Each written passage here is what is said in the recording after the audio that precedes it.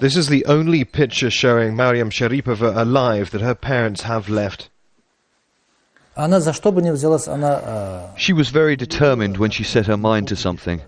She had a very strong character, something even men would envy. The father later identified her body through this television image.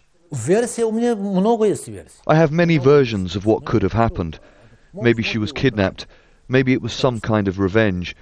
Maybe it was the will of God. She'd been on a shopping trip with her mother here in the busy regional capital, Makhachkala, before disappearing 24 hours before the Moscow metro attacks. I want to understand, but I cannot find any answers. I wake up in the middle of the night and ask myself why. I want to see a piece of paper saying, "Sorry, Mom, I did this," or "I left, Mom. We were inseparable." The whole family is now under suspicion. Police think Maryam's brother in Moscow coordinated the killings. His parents refuse to disclose his whereabouts. The authorities say Maryam was also the widow of a senior Al-Qaeda fighter, originally from Jordan. Her parents insist she had never been married. We are not terrorist rebels, as they say. None of us are in the forest. We're not fighting. We're just teachers. Maryam's father works in the village school. Maryam used to teach computer science here. She was even the school's deputy principal.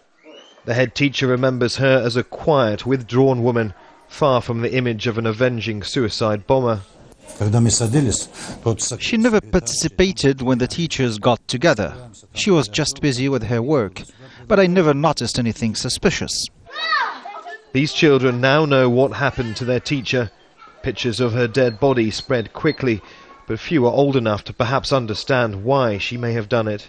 The village of Balakhani is a 3-hour drive from the regional capital, Makhachkala, and then an hour's scramble up a dirt track. People follow a conservative form of Islam here. There's very much a way of life that hasn't changed for generations. A far cry from the busy urban streets of the Russian capital, Moscow.